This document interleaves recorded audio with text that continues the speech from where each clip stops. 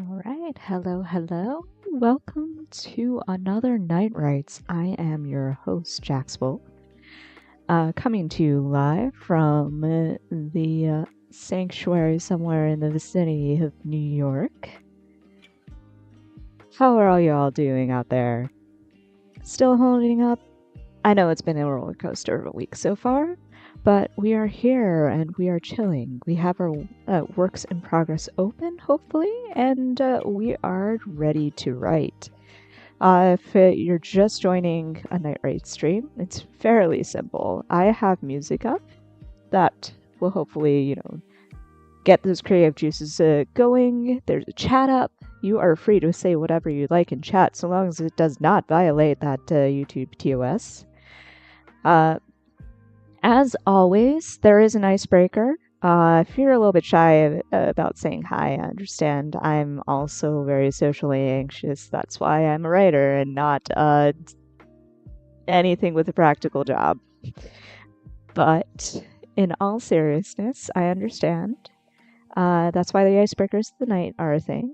There are ways for you to talk about, to open up and talk about your works in progress or your interests, or just to get in the mood for chatting with the other participants in the chat. Tonight's icebreaker, though, it's a little bit of a mind bender. I definitely did not write this at like 7:50. What's up, Leah Cat? So yeah, the icebreaker of the night is, what is one good mystery from your work in progress's world? To give you a little bit more context, this icebreaker comes on the back of some rather large news in the Lost Media world. If you've been following me for a while, either on Blue Sky, Discord, or where I came from on Tumblr, you'll know that I am a huge fan of Lost Media. And in fact, my username on Tumblr, don't go looking for it because it's deactivated by now, was Blind the Wind. Now, Blind the Wind was a song with a very long backstory, because in the 1980s, an aspiring DJ and radio fan, as he was back then, recorded a song off the German radio. And because he was an aspiring DJ, he didn't actually, he tried to create as clean a recording as possible, which meant that he stripped all of the radio chatter around that song. But that was great if you're making a mixtape, but terrible if you're trying to archive anything. Long story short, he forgot what this song was called. He collected songs in this way, so it wasn't the only song that he couldn't identify. So 20 years later, when and hello, Akiwitch, who says, I'm lurking because I'm writing a fight scene but wanted to say hi. Hello. I swear there is a story. I will get to the end of the story, but like I'm so excited by this. But basically, 20 years later, his sister, Lydia, had bought him a domain to help it and started the hunt to identify all the lost songs in his collection. So any song that he couldn't immediately identify, he would post to this domain, to a blog, and the blog gained traction, and little by little, each song in his collection got identified except for this one. So Lydia said, this can't be it. So she goes on to a very famous lost song repository. It's called the Spirit of Canada. It's actually a fan site for Canadian radio, but it has an entire page dedicated to unidentified songs. So she posts it there. Nothing. Nobody knows what it is. So she takes it elsewhere. She takes it to the French repository. What's that song? Still nothing. Nobody knows what the song is. She takes it to YouTube. Still nothing. Nobody knows what the song is.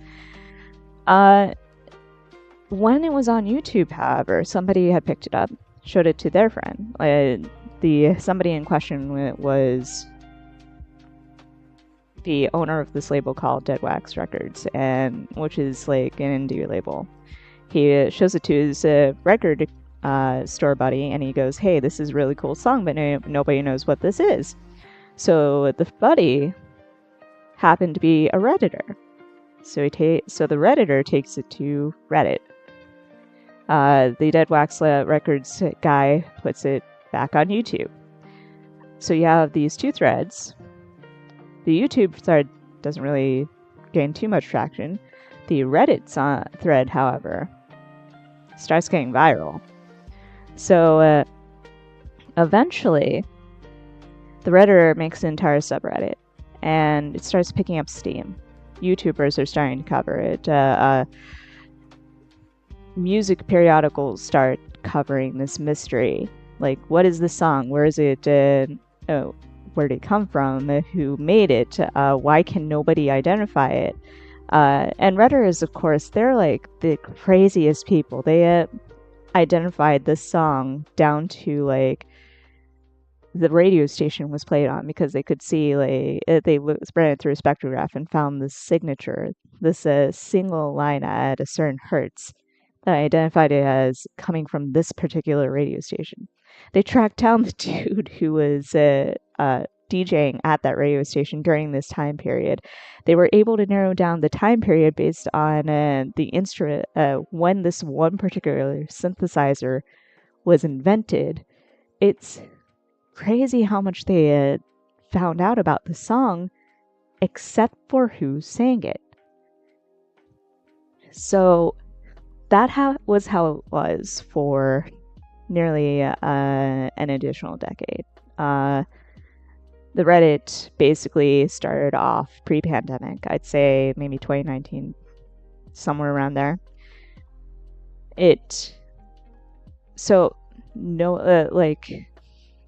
You're talking about years and years of discussion, and then just out of nowhere, this past week, somebody is looking through German archives of music festivals for unrelated reasons, and he happens to come across this festival that's specifically geared towards obscure bands. And he sees this band, and the band had won a local concert, like a local Battle of the Bands kind of thing. So he's reading this article, and the article describes this band as pop punk with new wave influences. And the song is pop punk with new wave influences. So he reaches out to the band. They're called Fex. And he finds the lead singer, I do believe. And he's like, "Hey, do you happen to have any songs from this time period?" And the guy goes, "Yeah, sure." He sends over the demo tape. And the first song on it is the most mysterious song on the internet. The one song thousands upon thousands of people have been searching 20 years for. The one song that nobody thought would ever get identified, and it's identified. And it's so crazy. Like, I can't describe how big this search was. It was... Lost Media in general is this huge concept. You have all these rabbit holes, and you have all these questions out there, these hunts. But for music, the face of the music genre of Lost Media was this song. And on Monday it was identified. So, getting back to the icebreaker, the main point is, the reason why it's about mysteries is I'm trying to ask you, what are some things that catch the attention of the people in your world that fascinate them, the questions that never get answered.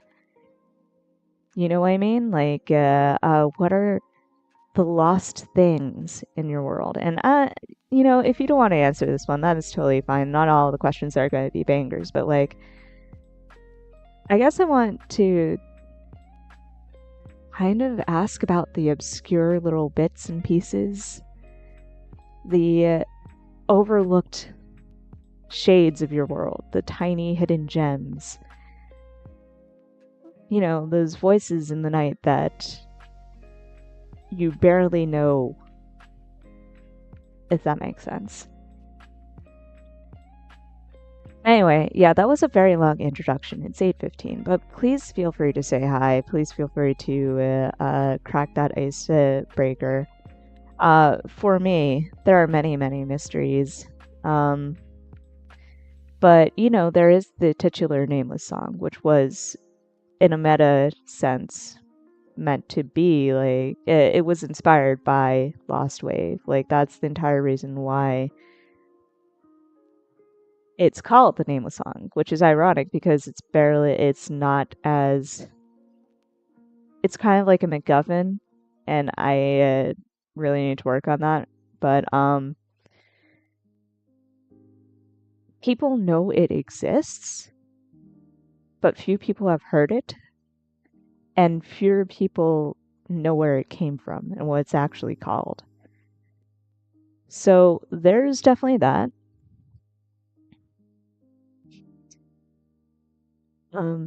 Just one second.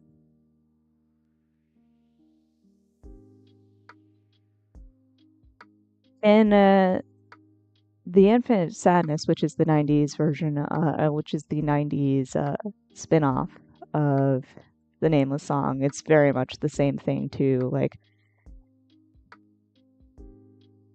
there's it.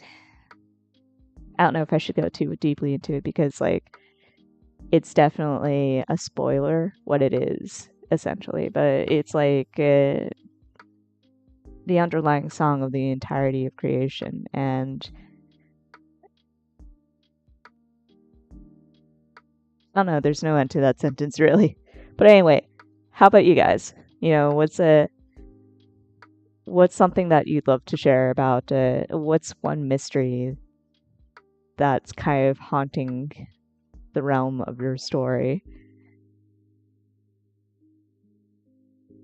And in general, like, feel free to talk about how you guys are doing too. Like, if you want to rant, if you want to rave, do whatever you'd like. Feel free.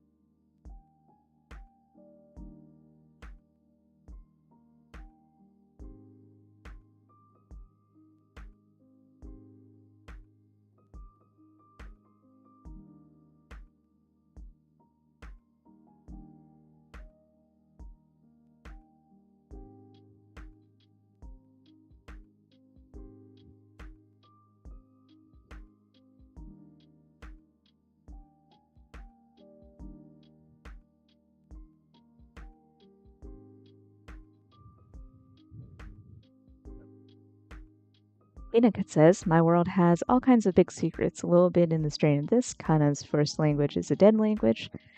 Her mother... Oh, that is really cool. A little bit in the strain of this. Kana's first language is a dead language. Her mother kept Kana hidden, and that was all she spoke to her. Oh, that is super cool, actually. As, like, in a way, it's like, to the character, it's not lost, but I guess, but like just the concept that it is to the greater world. I don't know. Like, I definitely had a thought there, but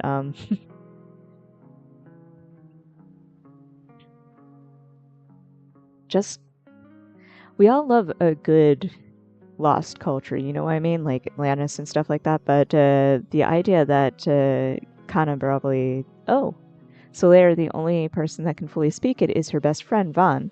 He taught her how to speak common. She taught him that one. Oh, cool. Oh.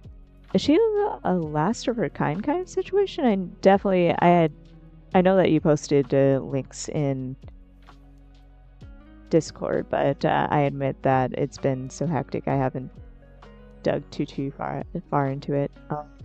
Where was it anyway? No, that is the baseball stuff, which I have dug into, admittedly.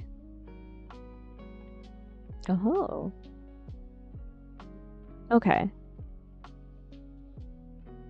I'm just gonna open this up.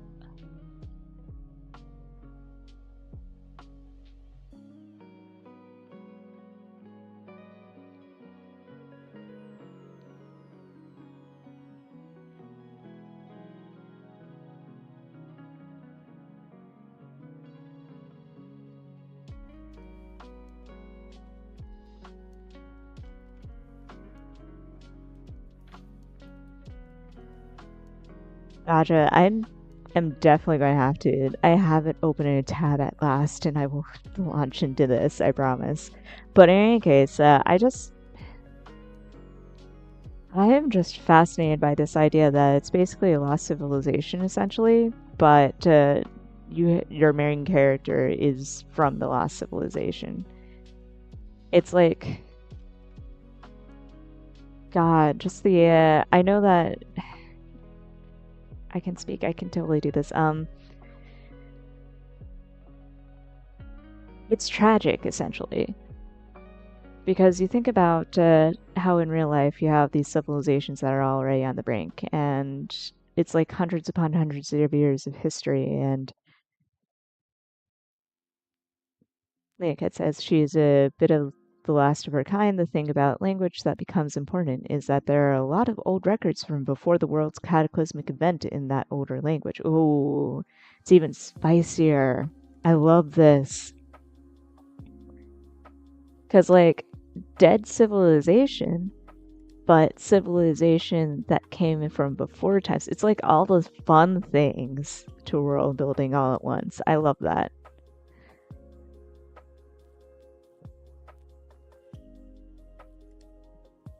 And I spill cocoa all over myself.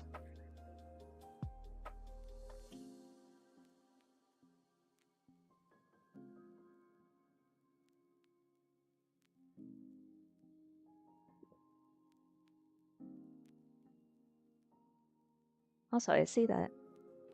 Leancat says pretty much all the secrets are wrapped up in that. Haha. Totally, totally awesome. Like,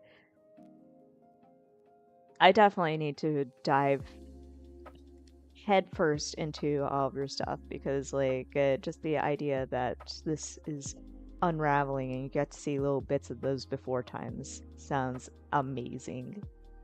I'm 100% here for this. Also, I see that we have 3 viewers right now. Feel free to say hi. Feel free to participate in the icebreaker. It is a little bit of a mind bender, so feel free to be like, I have no idea what you're talking about. In the meantime, it is 8:23 right now. We can gear up for our very first word sprint in just a moment. Feel free to keep on chatting if you want to tell me more. Or if you want to share other secrets that your world might have. John the Crazed Skulls, greetings. Hello, hello. Welcome, welcome. I am tossing the icebreaker to you, but also feel free to introduce yourself because I do believe that you are new to the channel.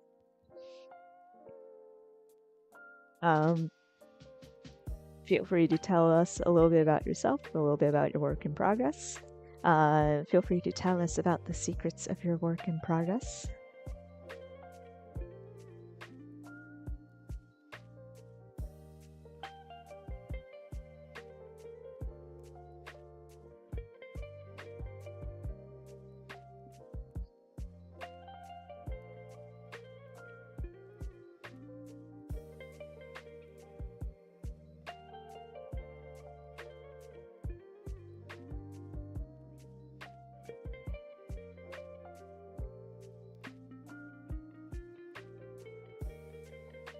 Okay. So we have 5 minutes on the until we do not have 5 minutes on the clock. I don't know where my head is right now, but I swear it will get better as we continue on. What we have is 5 minutes until 8:30, so I'm just going to go ahead and get us prepped for today's first sprint. If you're not unfamiliar with sprints in general, they are very simple, just as this entire stream is fairly simple. And I don't think I actually finished giving the intro about the stream, but you know what? You figure it out. You probably figured it out by now. You type things in chat, I read them off, I respond to them. It is all great fun, or you talk amongst yourselves, whatever you'd like to do. But with sprints, if you've never done a sprint before, it is fairly simple. I set a timer, and you have X number of minutes to write. To write or edit as much as you'd like. I like to count editing in as well. For me, it's 20 minutes, but if people would like me to do less, to do more, you are free to shout out in chat. And that is a solid block of working, at the end of which there will be a little bit of a ding, and we'll follow up with long breaks during which we are going to be chatting and tangenting, and generally resting, getting up, walking around, getting some water, all the things that you should be doing. But most importantly, we also share how much progress we've made. If you write, that's very straightforward, just to read off your word count that you've done in those 20 minutes.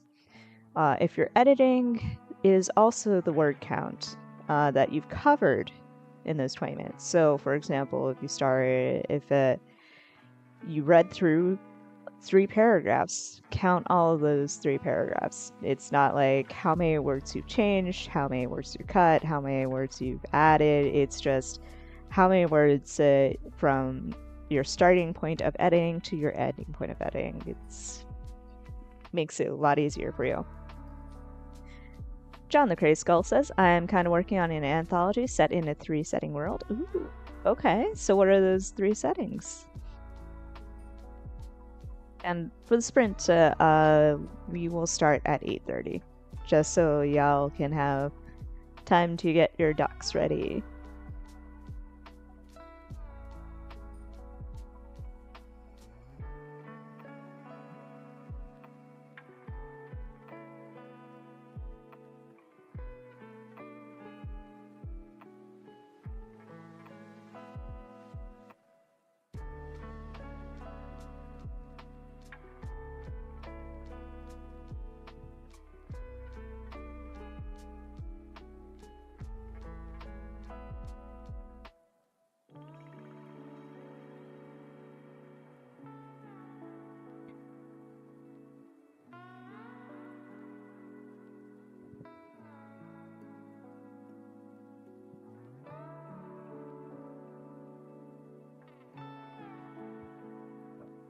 John the Grey Skull says dystopia, fantasy, and space. Ooh. I can see those fitting together for sure. It's also a really good mix of different backdrops. I like that a lot. It's like a little chocolate box full of a variety of fun things.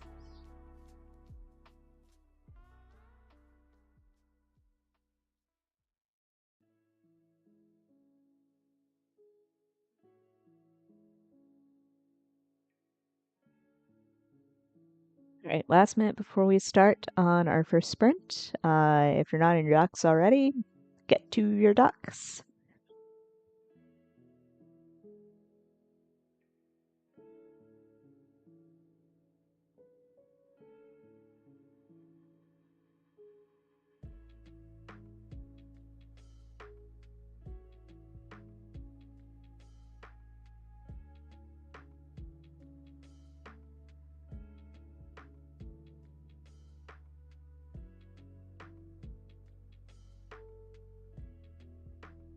All right.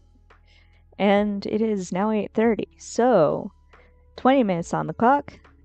Ready, set, good luck, my riders. Go.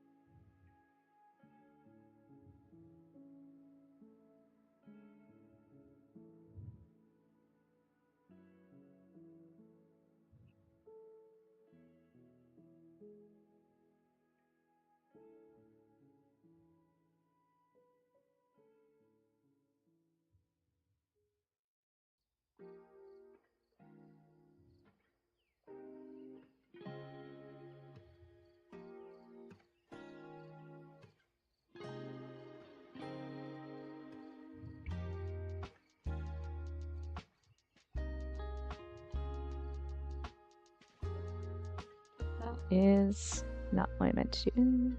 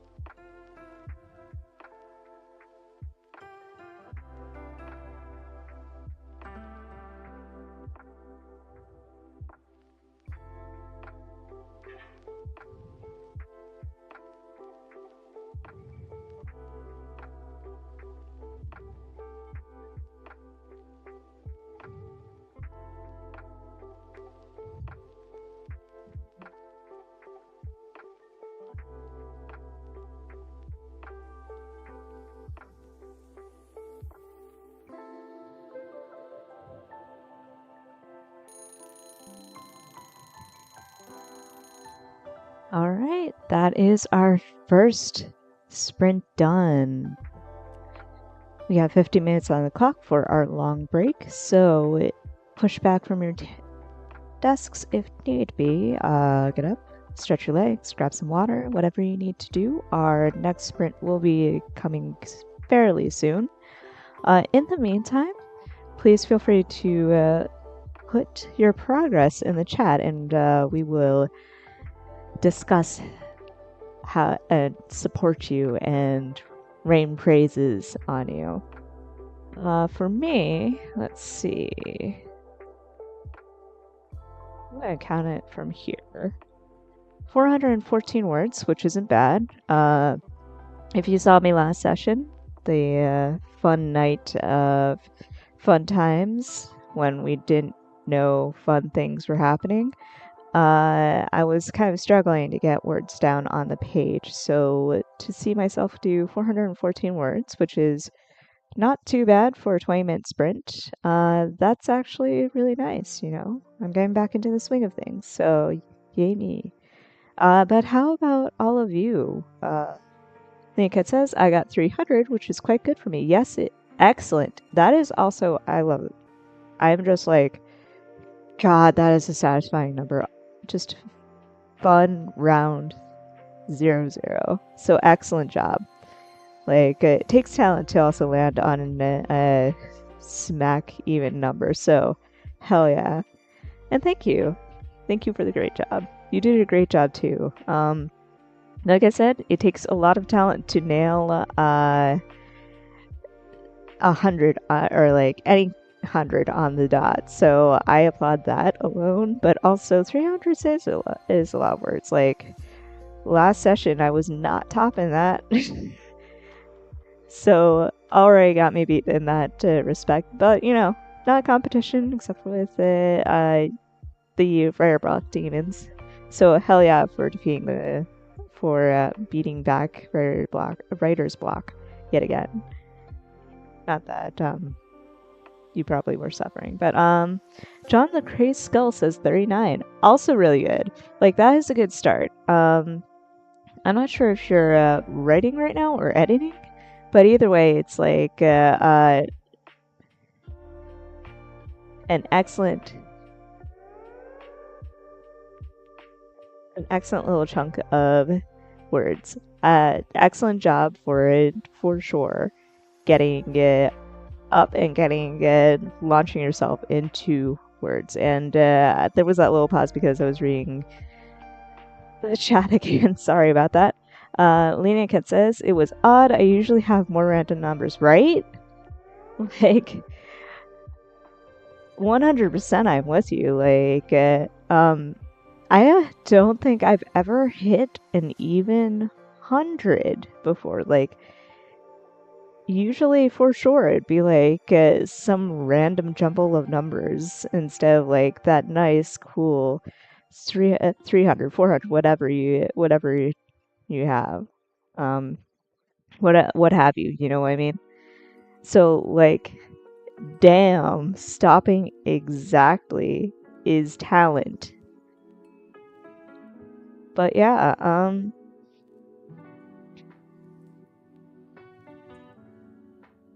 I'm feeling kind of good. How are you guys feeling? Like in general, are you feeling? How do you feel about that last little sprint? Like, do you feel energized? Do you feel excited to go into the next one? I don't know. Like, this year has been so weird. Like, you know how it's like November just like swings up at you and you're either prepared for it or you're not. This year it just doesn't feel real in a way. Maybe it's because it's been such a hectic beginning of the month, but like it doesn't feel like a nano month. Or it feels weird to not have like, I don't know, it feels weird to both have Nano and not, because we all swore it off. So first off, there's that. There's like this uncomfortable, I don't know, for me it kind of does feel a little bit uncomfortable, and I'd hate to be negative about it, but like I feel like the upside and the downside is yes, we've collectively decided to dump a trash ass organization, which we should have 100%. And I also kind of feel bad for Chris Beatty, because he just like wanted to create this event where writers can chill and they can connect with each other and commiserate and write words, more words than they might have done otherwise in a short amount of time.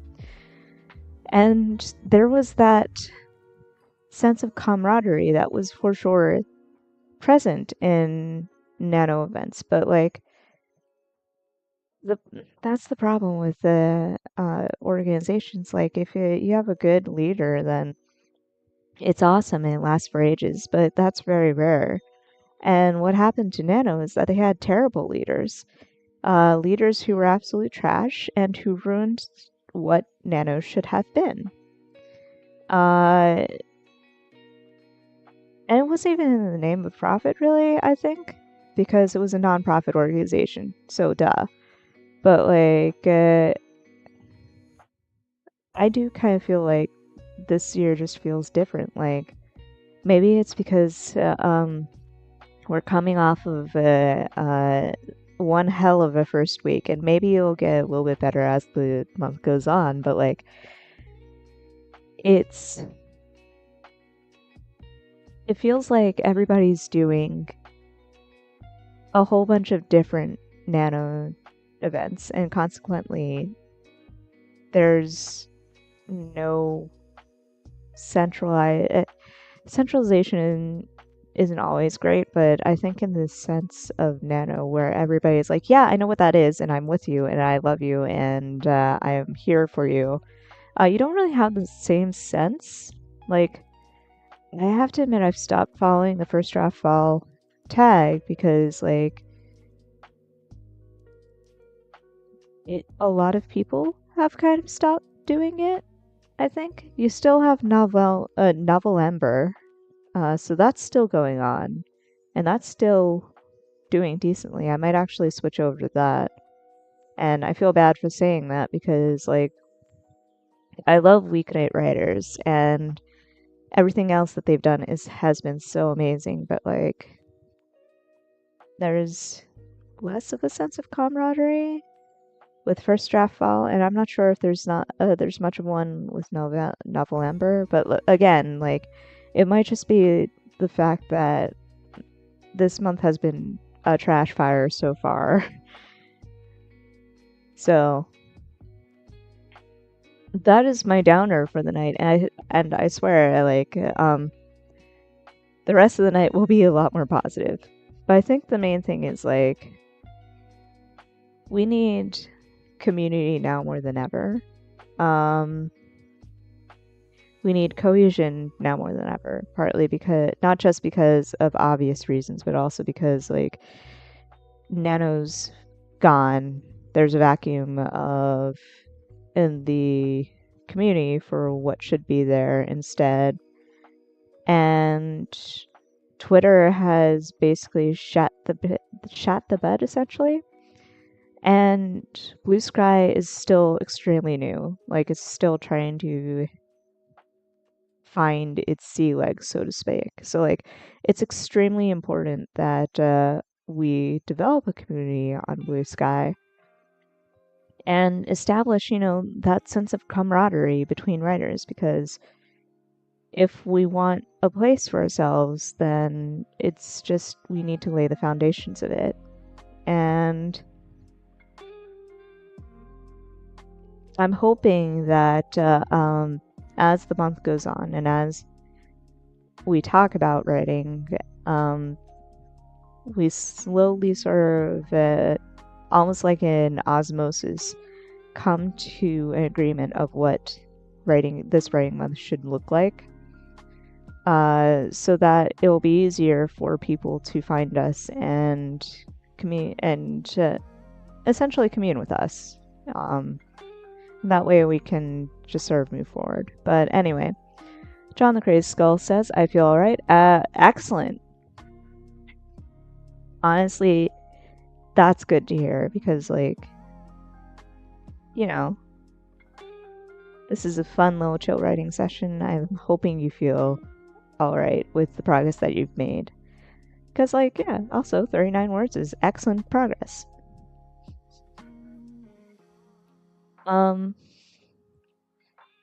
We still have 4.5 minutes. And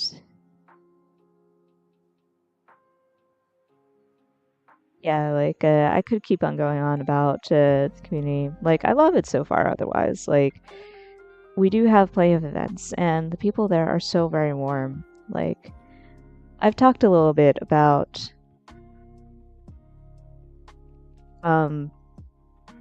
depression and fun things, so I'm not going to bring it into the stream.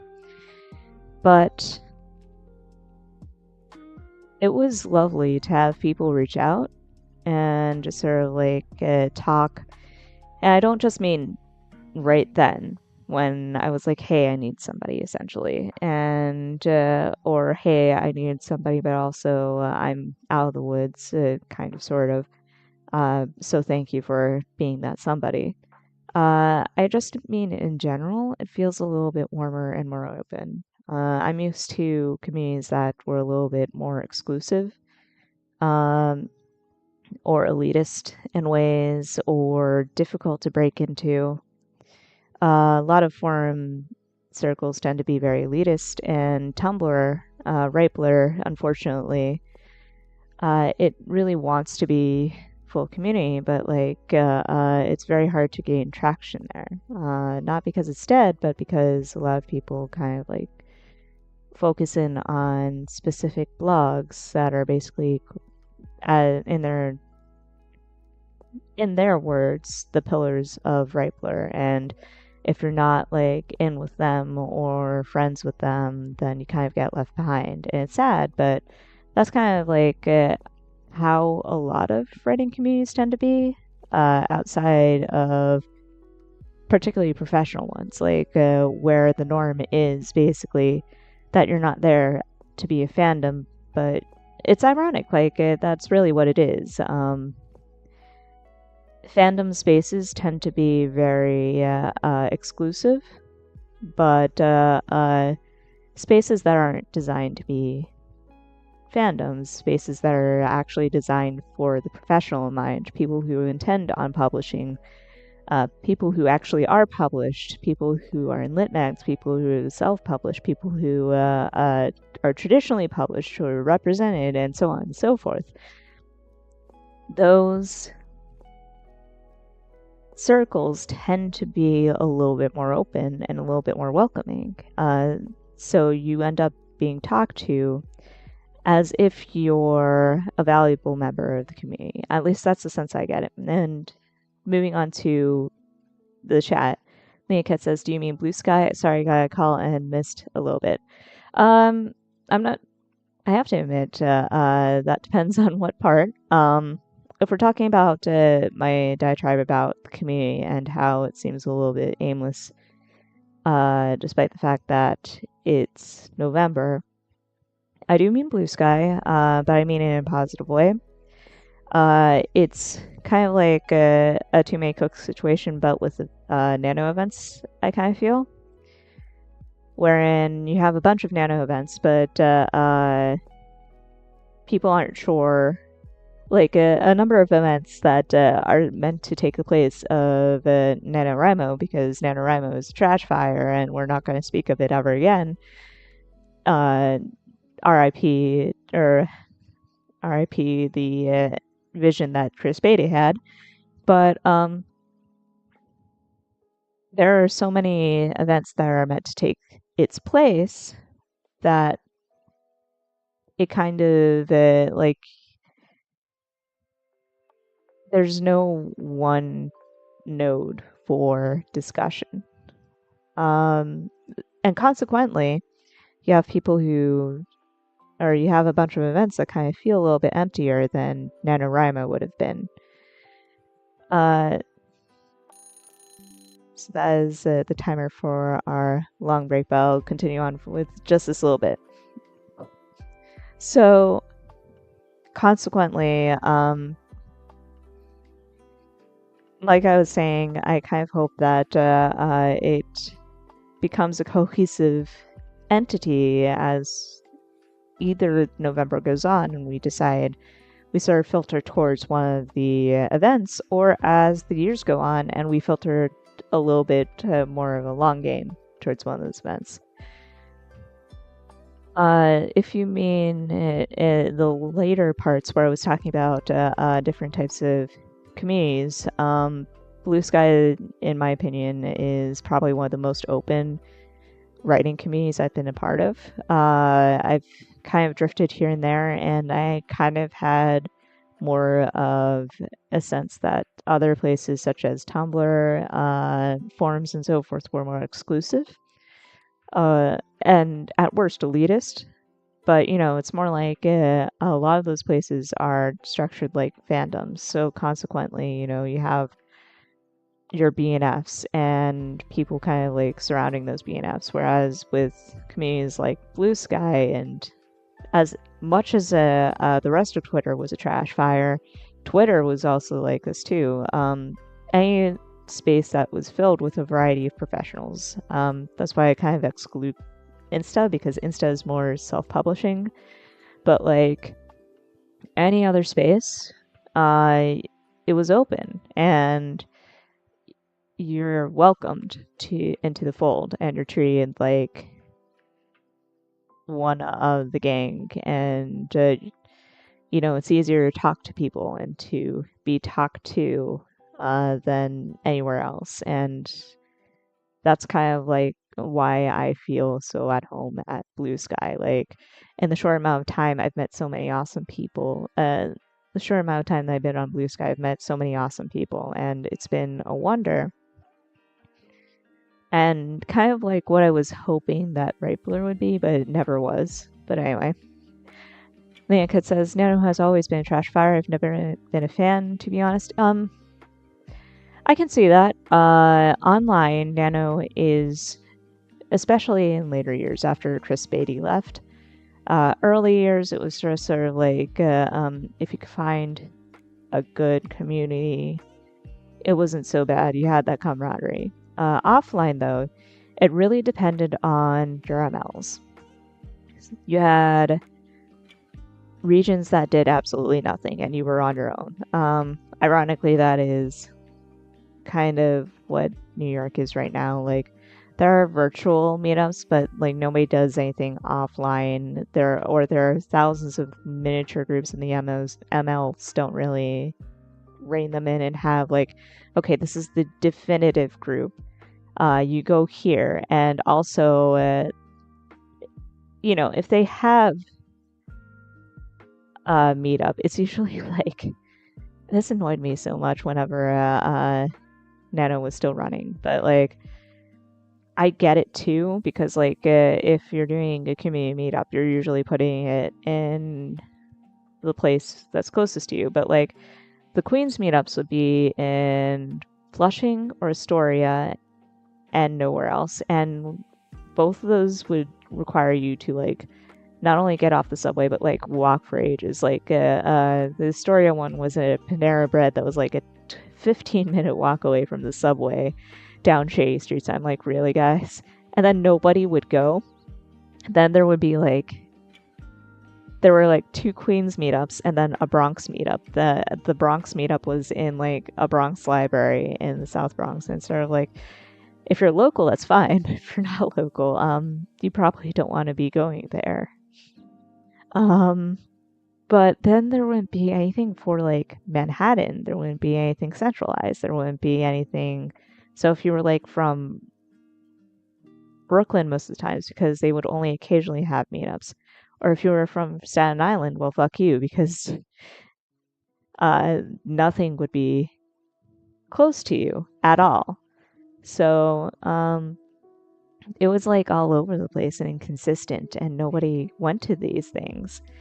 But before I went to New York, uh, actually, before I was in New York, I was also in Fairfield County up in Connecticut, and they did virtually fucking nothing. Like, literally nothing. There were no meetups whatsoever. There was barely even a chat. Same thing with the Westchester chat, except for the fact that Westchester had one meetup a week at a library that you had to drive to. So fuck you, I guess. But before those three, there was the Bostonian group, which was amazing. I did the Boston Nano both years that I was still living there, because, well, first year actually of my grad school, I skipped it because I didn't realize that was a thing. But the other 2 years I lived in Boston, I went to the NaNoWriMo meetups, and there would be like wall-to-wall people. There were active chats. There was a lot of thought put into events and a lot of effort put into getting people included and getting people out there meeting each other. But it took effort. So not every ML is going to want to do that. So it really depends on who's running the experience with Nano. Online, my experience has been largely okay because, like, you would have people talk about their nano runs and root each other on. And that would often be, like, the only time in Ripler that I would get any sort of fucking attention, to be honest with you.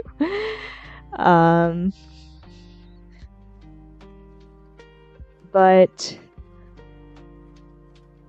outside of that, for sure, it really depended.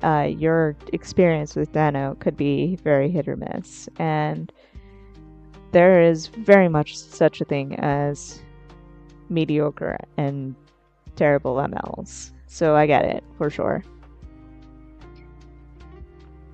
But the main idea behind it is something that I will always kind of like stand behind because it's about companionship and camaraderie in your projects. It was not really supposed to be about the competition of it, as some people and writing communities eventually thought of it. Like, whenever somebody talks about how terrible it is to write 50,000 words and how Nano forces you to burn yourself out, I'm like, it's not, well, first off, you're kind of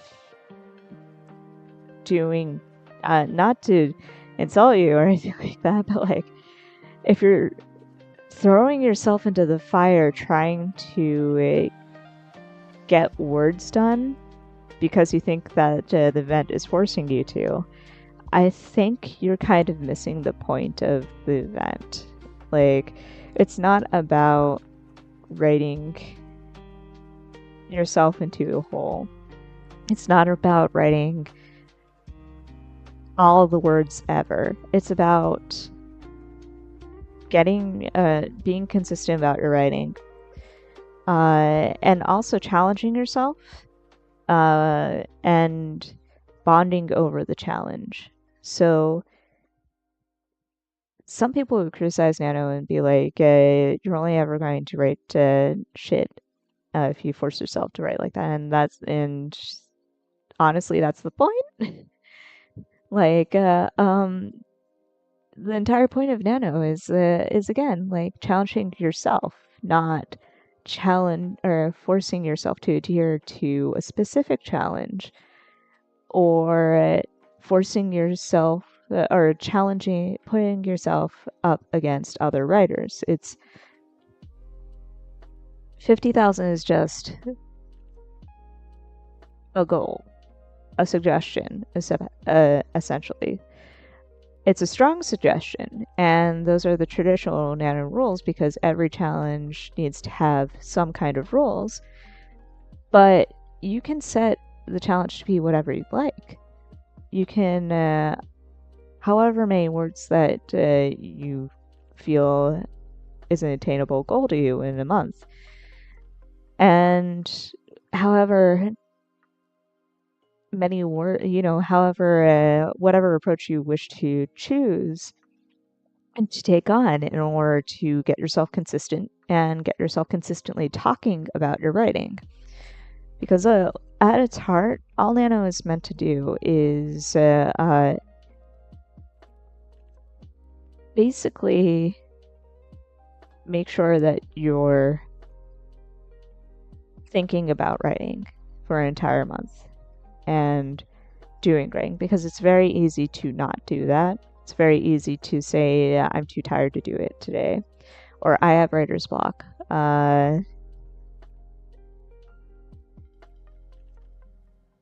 Things like that. Like, God, how many times have I seen on writing communities, I haven't written for weeks upon weeks because writer's block.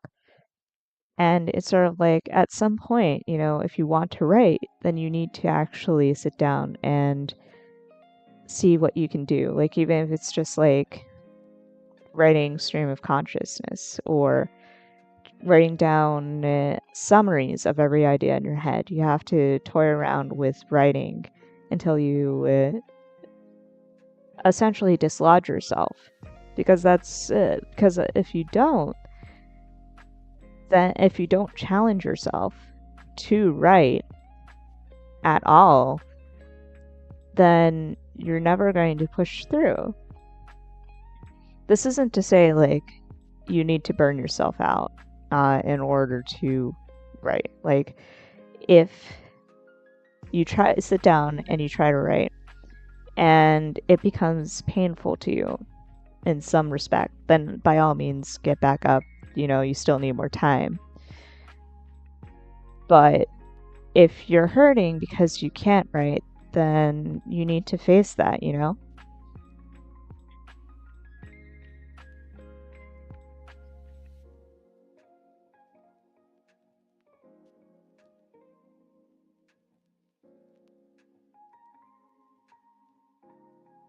Nano was one of the leading causes. John the Crazy Skull says Nano was the leading causes of writers ending up like a major untold. I have to admit, it's probably because people approached Nano the wrong way. Like, I firmly believe that. I firmly believe that if people were being insufferable about it, then those were the people who kind of were competitive and completely missed the point of Nano. If people were burning themselves out over doing Nano, then they were overextending themselves and they missed the point of Nano. Like I said, the point of Nano isn't to run yourself into the ground. It's not to brag about your word count or anything like that. It was always just about sitting down with a bunch of other writers and embracing the thing that we're supposed to be loving to do. So I just went off on a whole thing about how half of it is really just like getting you to be consistent about writing and embracing writing. Because if you don't, then nothing's going to push you to write. And if you're hurting and because you're not writing, then you need to confront why you're not writing. The other half is like the camaraderie of it. And it's a shame that a lot of people kind of like took the concept of Nano and kind of like examined it out of context. Because if you look at the history of Nano, it was originally founded by a bunch of bored writers who wanted to come together and write, just write. And that was literally the start of Nano. And for those curious, The reason why it's in November is because they decided that July, which was its original month, was too busy. However, November was the most miserable month of the year, which makes sense because this was founded in the Pacific Northwest where it fucking rains like crazy in November. So it would make more sense for them to sit indoors and hang out and write in the most miserable month of the year. So the main point is like NaNoWriMo isn't supposed to be a challenge in which you flaunt your word count and also burn yourself out. It's supposed to be a challenge where you get back into the swing of writing and you do so in a community of like-minded individuals. And you see the spirit with a lot of the events that are supposed to take the place of Nano. But the problem is that there are so many of them that we don't really have a definitive one. So we don't really have the same kind of magic right now.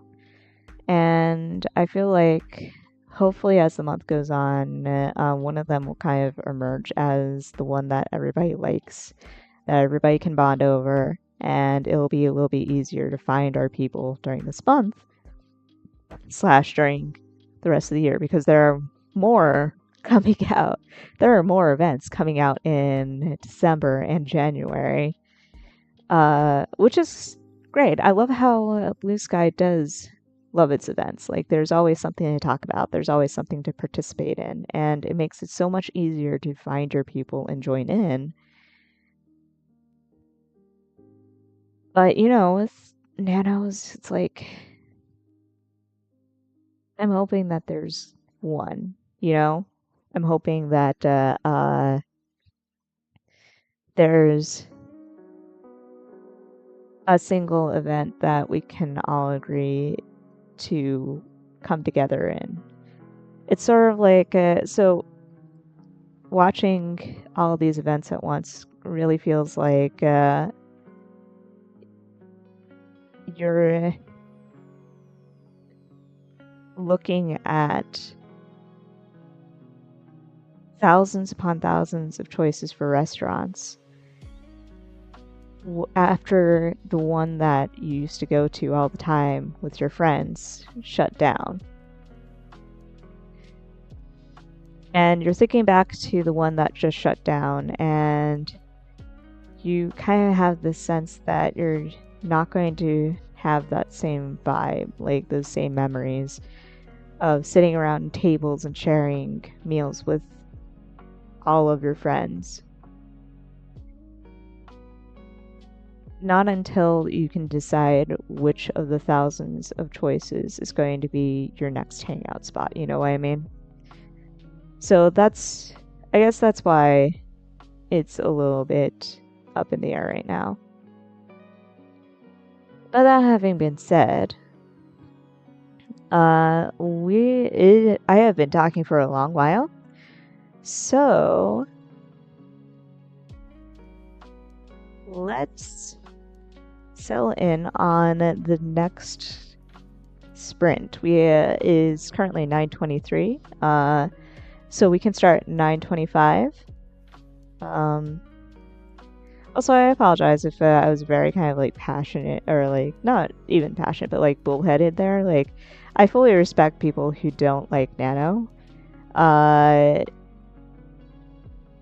Nano.org has for sure always been a trash fire. Like, the moment that it left Chris Beatty's hands, the actual Nano website was a fucking mess. Like, an inaccessible mess with forums full of people who had no real social skills, I want to say.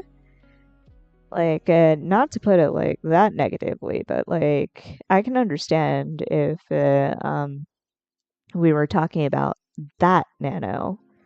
Like, for sure, the website was not worth going on to. Nano events, like independent Nano November writing events on different communities, were hit or miss, essentially. For me, they were often hits, but I've known people who would go to misses. Same thing with official nano meetups organized by MLs all over the country. Some of them were non-existent, some of them were great. It's really comes down to, who was organizing it. But the Nano website was a fucking trash fire. And so was the Nano org, and let us never speak of that again. Anyway, it is 9:25 now, so if you're ready, get back into your ducks and wiggle those fingers in a little bit of a warm up. And we are starting the next sprint with 20 minutes on the clock. Ready, set, and best of luck, my dudes. Go.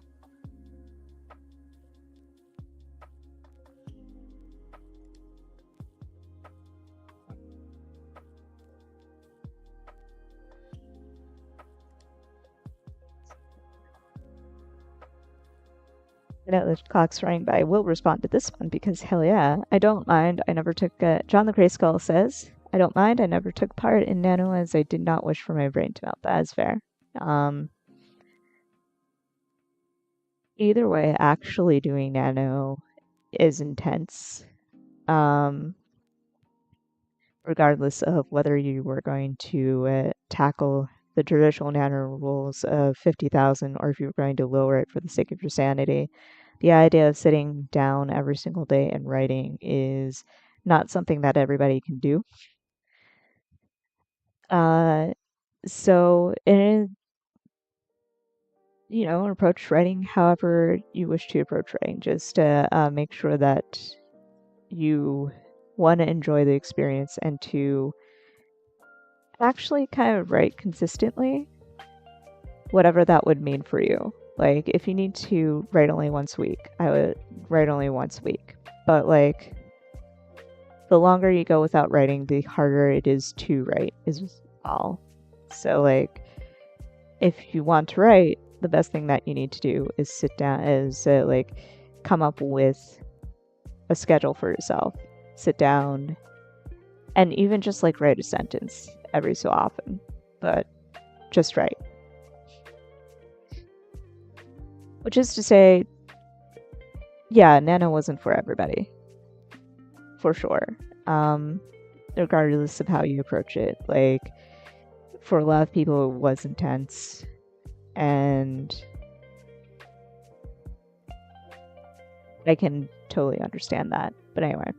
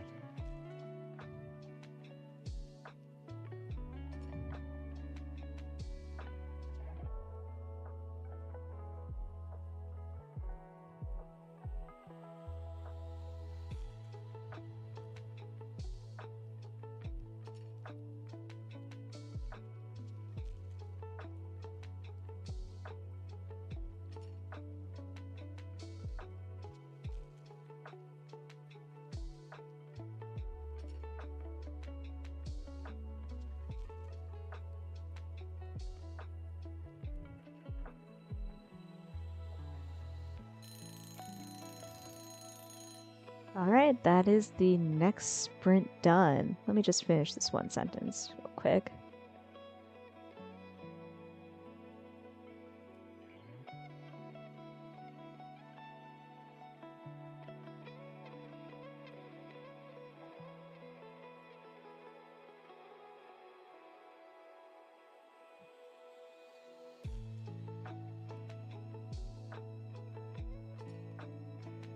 Alright, on that note, let us start the next rest period. That is 15 minutes, and we will do one more sprint for the night after this one. In the meantime, how did you guys do? Let's see, for me, where did I end up starting?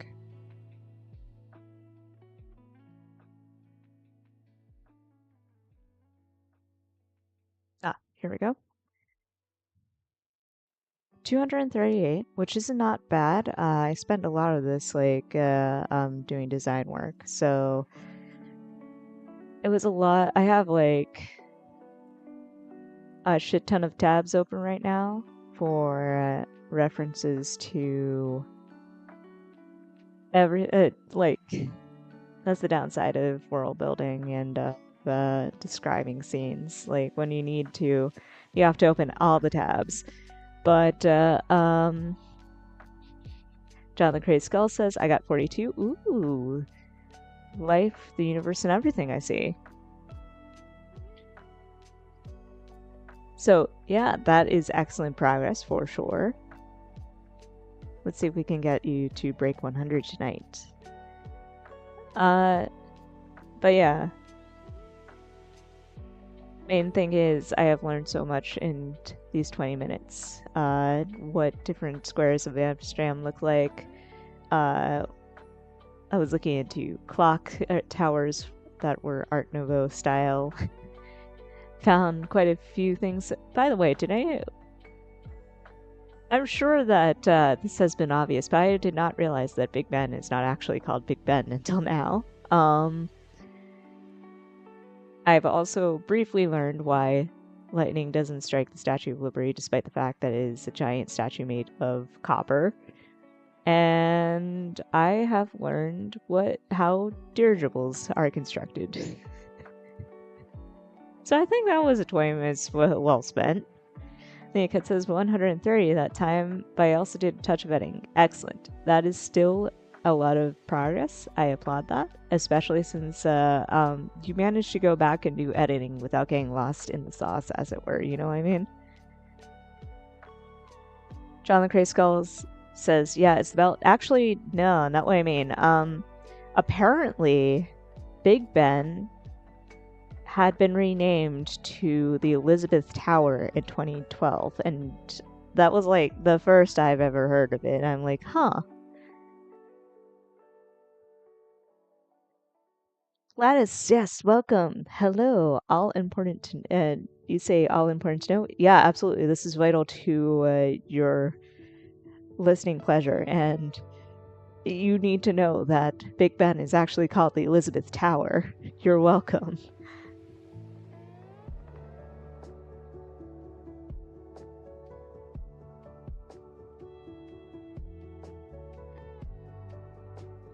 But yeah, or at least it is according to Wikipedia.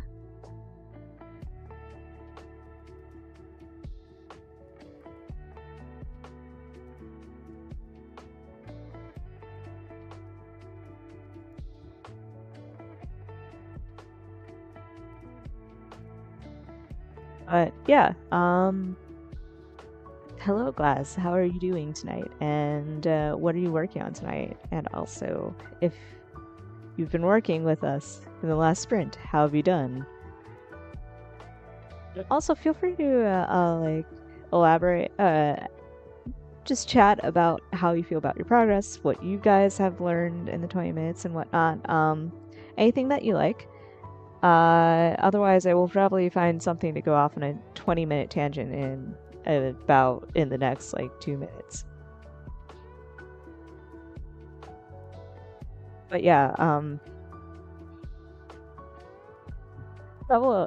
that's probably like the most American thing I've said on this stream so far, like not knowing that that Big Ben was actually something probably incredibly obvious to the UK listeners.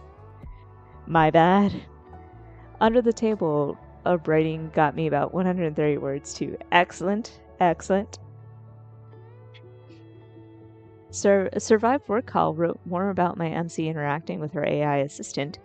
Also excellent. I am very happy that you survived that work call. I forgot that it's still morning for you. At which point, ow. I'm not sure what time zone you're in, admittedly, but if it was like right smack at the beginning of the workday, I am so sorry. Nobody should be subjected to that. But I'm delighted by AI shenanigans, for sure.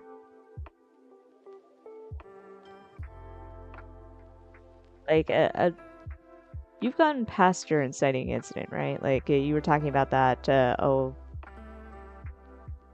wait, not too long ago during First Draft Fall's lead up.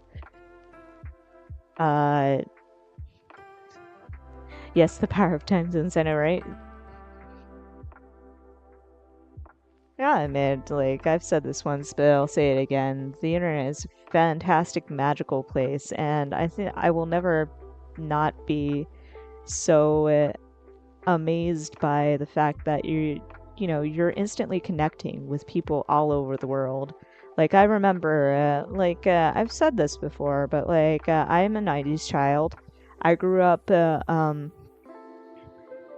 earliest year, I grew up during the first Bush administration, not like George W. I'm talking about George H.W. That's how old I am. But those were my earliest memories. But consequently, my childhood has been shaped by, at most, like, our laziness was you watch cable television. Like, you didn't go online and talk to people. That didn't really become a thing until the late 90s with, like, you started seeing, like, AOL and Comcast get advertised all over the place. You had those AOL trial discs that everybody had, everybody abused as coasters. But, like, it really didn't take off as a concept until much, much later. So you didn't have, like, people talking to each other from across the globe when I grew up, because that was, like, long distance money, man. Fuck no, I'm not made of cash. Like, how many minutes or how much per minute, you know what I mean? But, even in, like, the early days of the internet, you were still kind of, like, slowly connecting because you were first confined to only your own language speaking corners of the internet. But then as the world became globalized, as the internet became more of a thing, and it became more of a requirement that you learn how to speak the stupidest language in the world. No offense, that's my only language though, so I'm allowed to say that. You started getting all these people from everywhere, especially whenever social media started really becoming a thing, when the blogosphere became a thing and stuff like that. All of a sudden, it wasn't just like, the furthest person, the most remote, the most distant person you knew was like in Canada. All of a sudden, it was like you're talking to people in Japan and stuff like that. So it's been really cool to slowly to remember the world before and then to slowly transition to the world after. And it's kind of wild to be one of those people, because like now, I'm hearing about the election results, and I hate to bring this up, but like one of the stated reasons, and it never really clicked for me, people were voting for Trump because they were like, oh yeah, he was the president of their childhood. And I'm like, that's not allowed to happen. And it hit me, yeah. His first election was 8 years ago.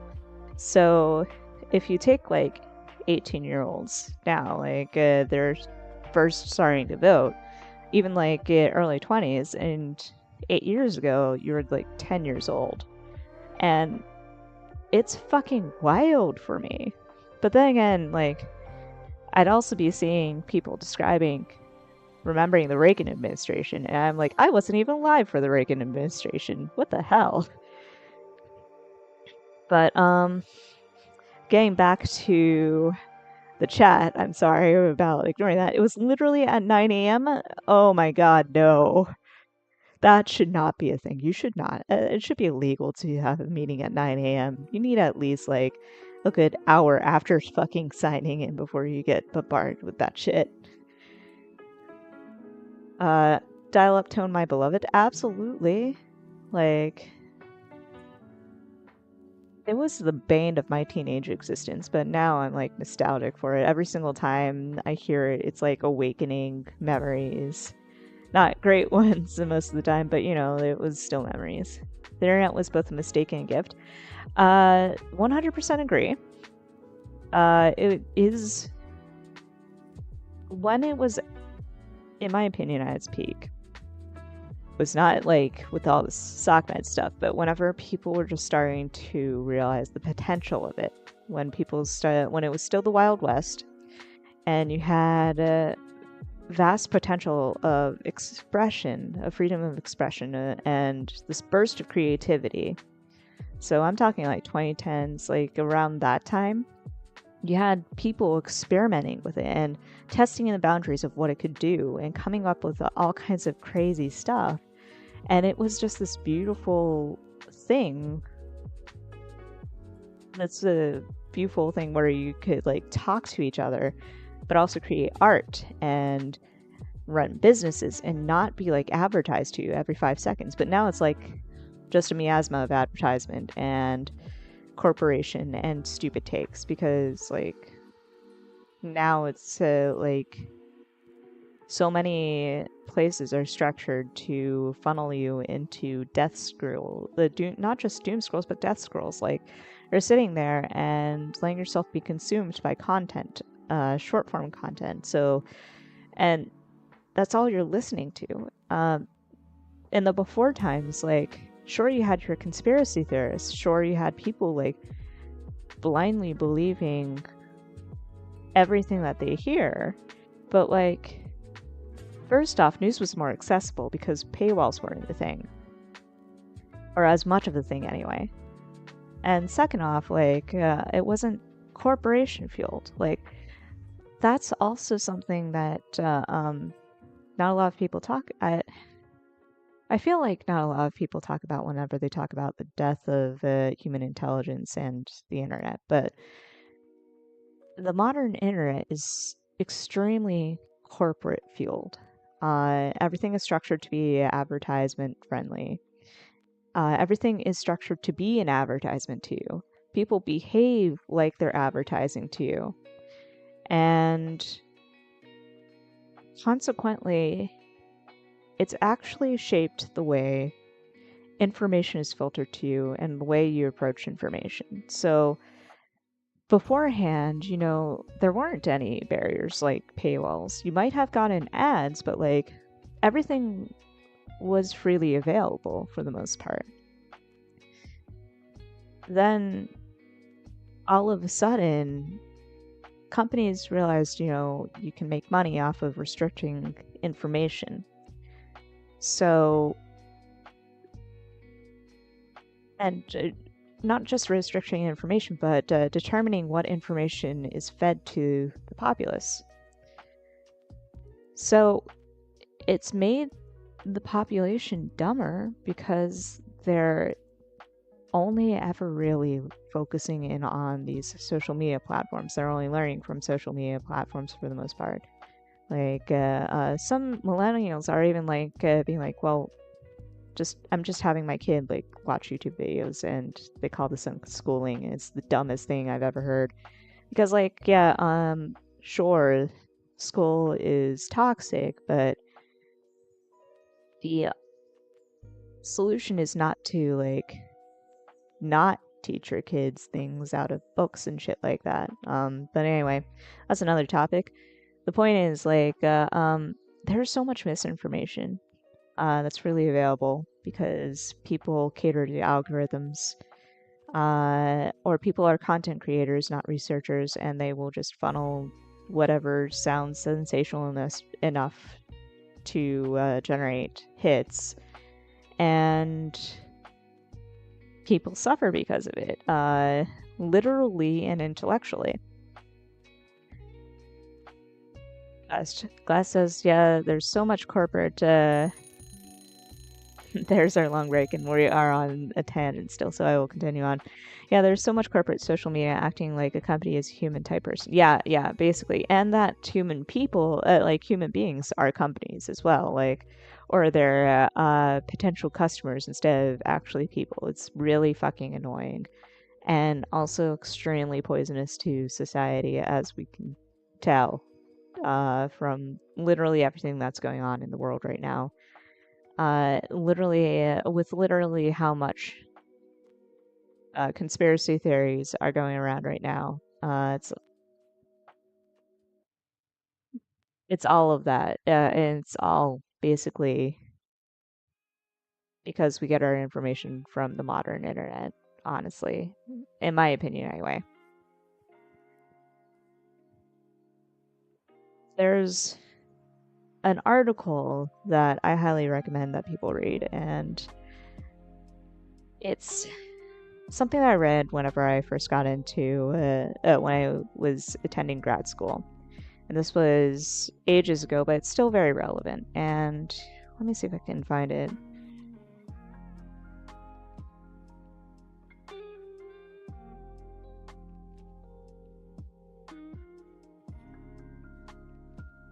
Right. It was by John Perry Barlow, who is hilariously a member of the Grateful Dead, but he's literally a scholar, and he was like one of the how do I describe this? Like, if you knew if you knew the history of the internet, you know that it didn't start in the 90s. It actually started back in the 70s, 80s. But back then, it was like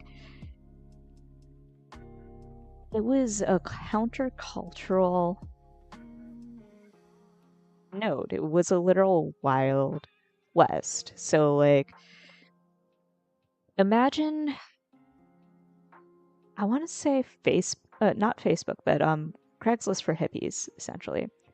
You had spaces where, you know, you would go and you would have a bulletin board where, but it was all not corporations, it was all people. And it had its own rules, its own etiquette. And I'm talking about not just like Usenet, but I'm talking about like an actual space, essentially, a cyberspace.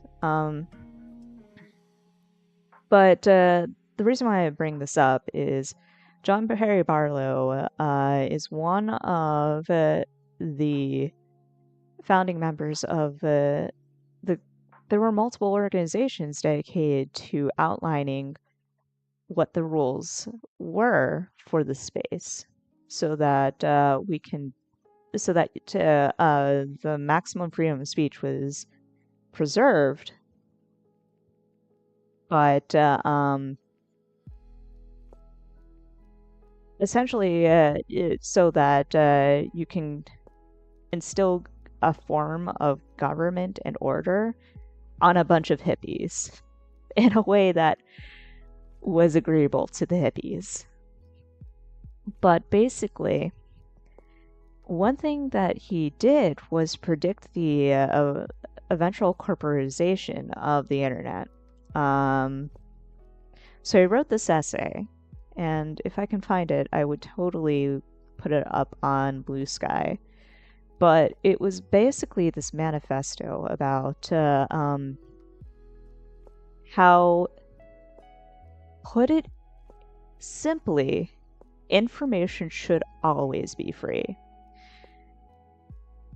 And he said this because he knew from the get-go that one way or another, companies would come in and governments would come in and try to control what information you'd get. They would put a price tag on it, and they would basically try to control your thoughts through what you were allowed to know. So he spent an entire essay outlining literally this exact problem. And a rough idea of how to combat it. And this was 20 years before, like 20, 40 years before the concept of the paywall preventing us from accessing JSTOR. And I nearly said the New York Times, but the New York Times has had its corporate interests as of late, like Washington Post, I guess. Any decent newspaper that, like most of the news, that really is how we ended up where we are. Because, like, if you think about it, all the outlets that are free and freely available are the ones that pump out conspiracy theories. The ones that offer moderate approaches are either extremely difficult to find because they keep on getting taken down, or because they're grassroots efforts that don't really advertise well, or they're paywalled. So, like, consequently, this is what the internet has become. It's become mired in exactly what you think it's been mired in. Like, insert your fun little descriptor here, because of the problems that the drummer for the Grateful Dead had known about for 40 years.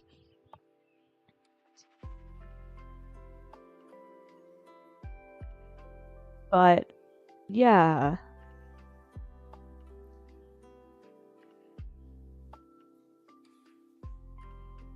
the point is, like, information should be free, and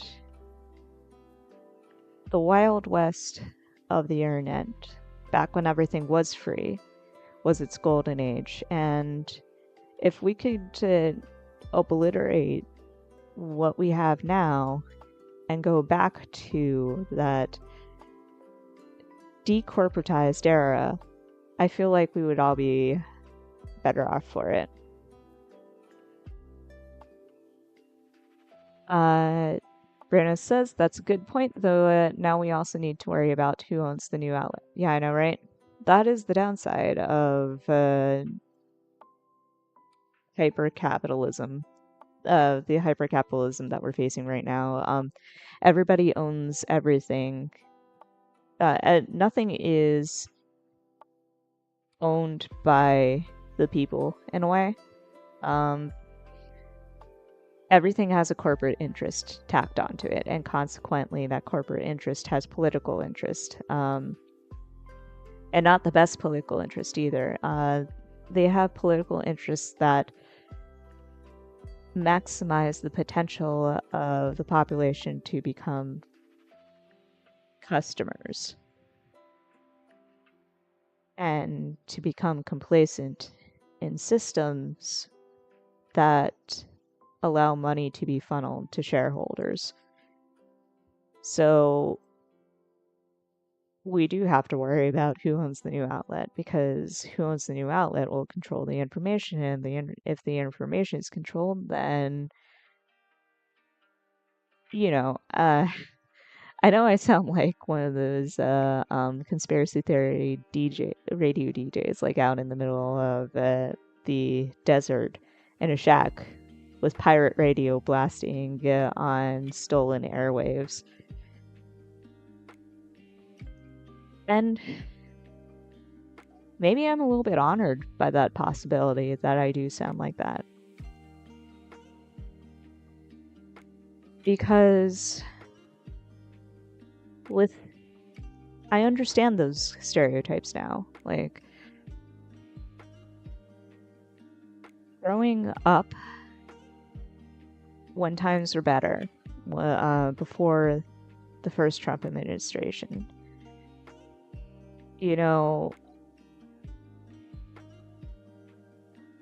growing up in the 90s, whenever the hippie movement was what your parents remembered, you made fun of hippies and things like that. And art was just art. But now it does feel like that it's important to have these discussions. Not to not to disenfranchise the youth, as it were, not to alienate the kids who, because that's really why they voted the way they did. That's why they fell into holes. It's because their parents got conditioned by conspiracy theories, and their parents taught them conspiracy theories. It's not to say a political agenda at all, but to encourage the idea that the most important thing that we need to survive is to think for ourselves in ways that the right wants to assume that they think you know what I mean? Like, the right thinks that they think for themselves, but they don't. They think whatever they're told to think. And they don't think about where they're getting that information. They don't think about who's saying that information. They don't think about why those words are, why that information is being fed to them. They just think that the source claims they're subversive. So therefore, the information, knowing this information is subversive, but that's like the dumbest thing, Like, so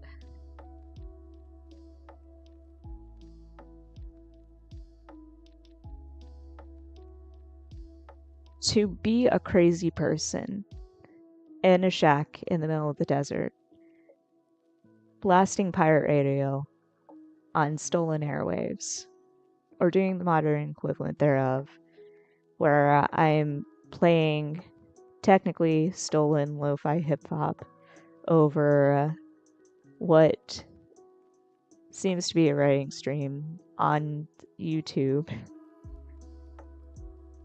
On one of the last free places to post content, where I can post content without having to worry about being banned, essentially, for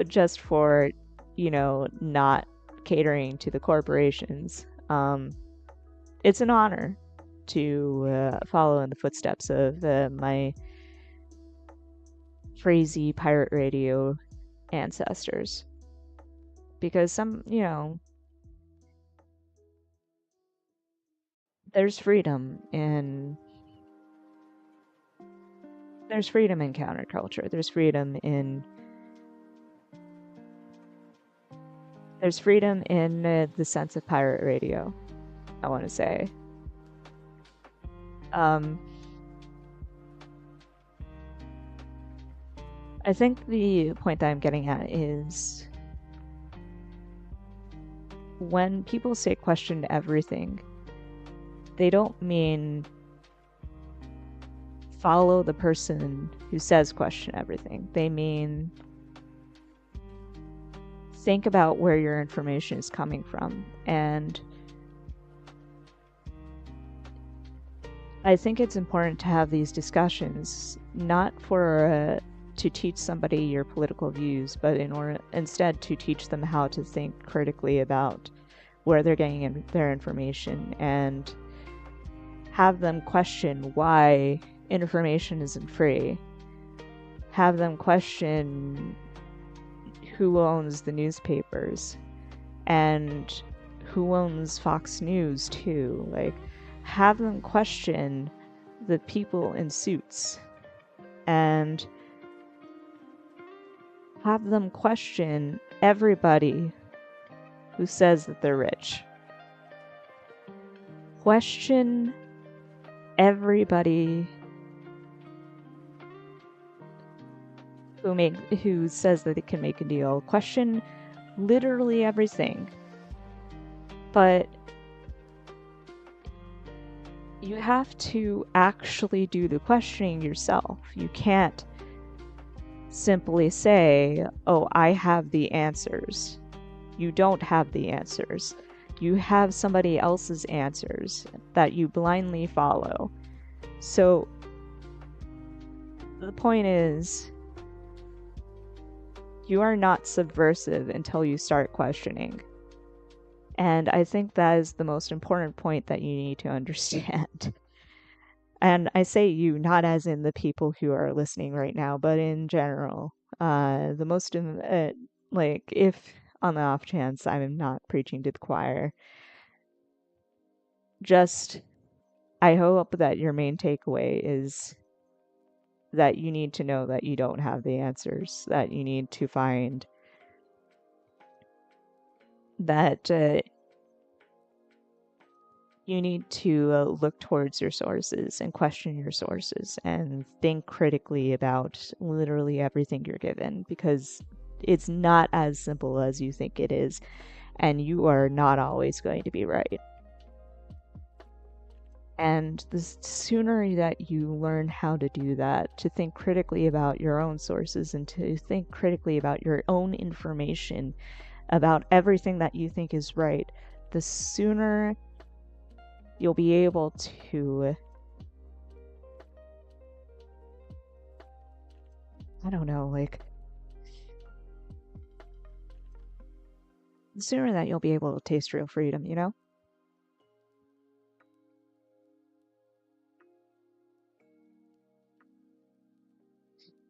So, I did find it, by the way. It wasn't that it wasn't that difficult.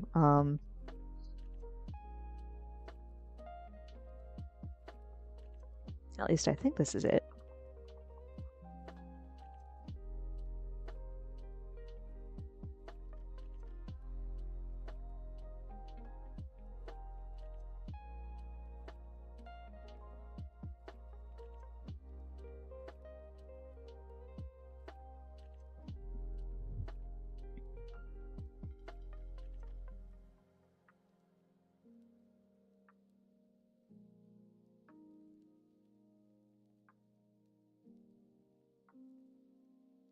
Oh, there are multiple essays that John Perry Barlow wrote, and I think the actual concept of he also did a really fascinating one on copyright in the age of cyberspace, which I think people should read too. And I think that's actually where information should be free came from.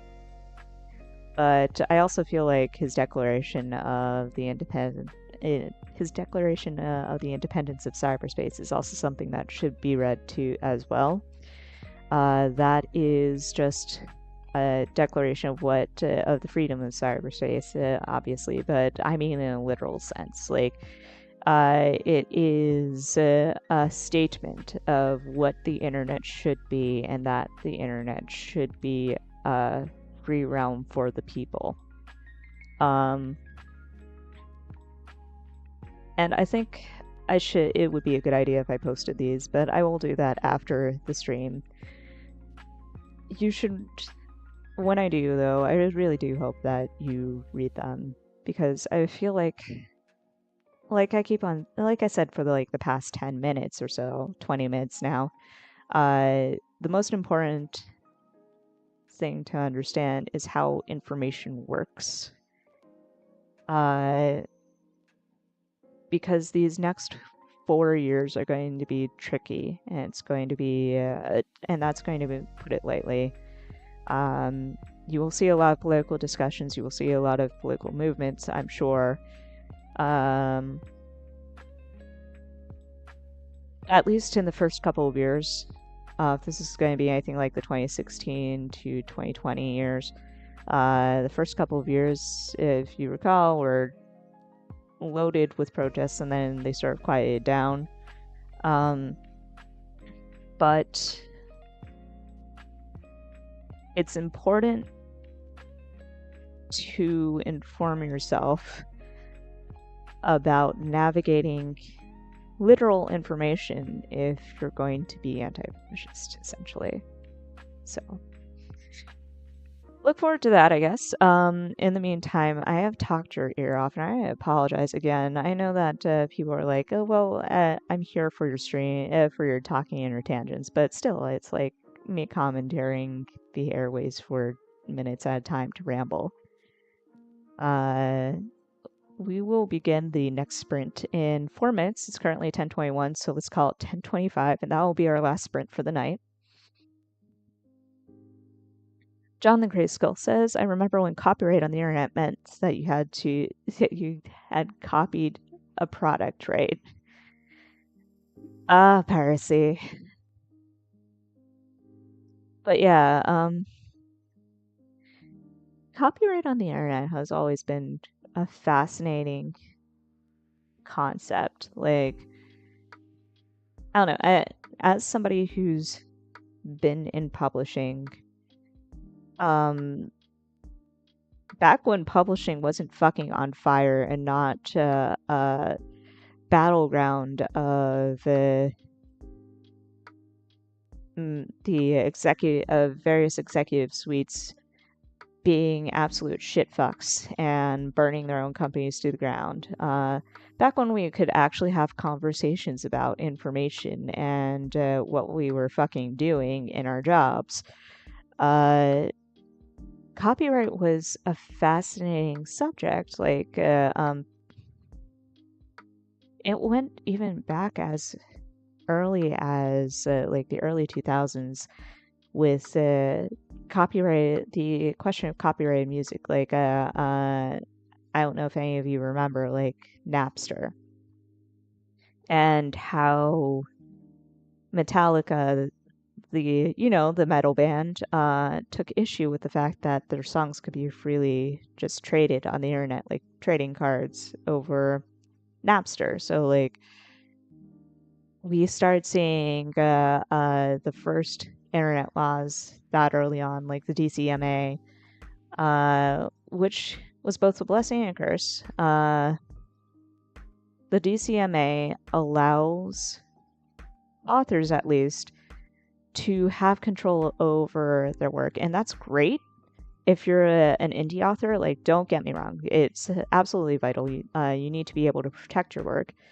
And also, like, there are sites that will create files that look like popular books, but they're actually viruses. Like, there are shady ass piracy websites that are just that.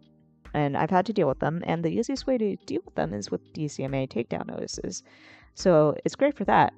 Terrible for, literally everything else, because Mickey Mouse laws are a shitload of fuck, and God knows how to navigate American copyright law these days. But, it's a whole can of worms. I highly suggest that if you ever get a chance, like, take a trip to, like, ask a publishing professional about copyright law and just hear them sigh through their nose and try to explain to you why Sonny Bono is a dick. I mean, how copyright laws worked. But anyway, it is currently 10:25. That means our next sprint is up. So if you are on your docs, get back to them and have your fingers ready, because we are starting in 3. Good luck, everybody. And ready, set, and go.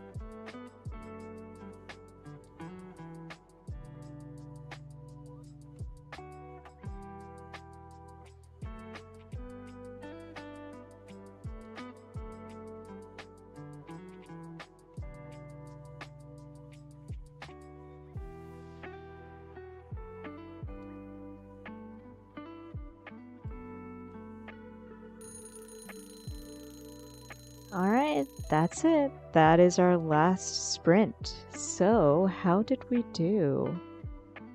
Let's see.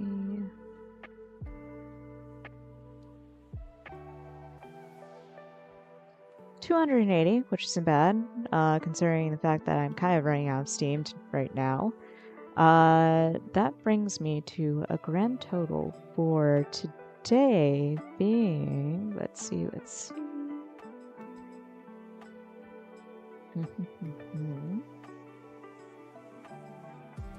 Here we go. 958, which isn't bad, but considering the fact that I've been doing Nano for ages and ages, it's a little bit sad for a Nano month, but you know what? That is still a good amount of time, a good amount of words, good amount of progress. And that's really what Nano is all about. I know I've spoken at length about this beforehand, but the entire point is getting yourself back into the swing of writing and being consistent about what you do. And I feel like, considering the fact that this week has been utter trash for me, not just with the election, but just in general. You know if you know if you know, you know how I've been going through it, but it hasn't been easy to sit down and write. And to be able to write over 900 words is a win in my book, and I'm very happy and proud of myself. And I'm hoping that you're proud of yourselves too. So let's check out exactly how proud we should be of you. John the Crazy Skull says 51. I think that means that you are over 100 words, which is excellent progress. I think if math is math, well, 42 plus 51 alone is over 90, which means that, you are over 100, which means that you have made excellent progress today. You have managed to get words on the plate, and that is excellent for you. Lena Kit says, I got 202, but now I've got 4 out of 5 main characters into the scene, getting some wild numbers this time. Yeah, like, damn.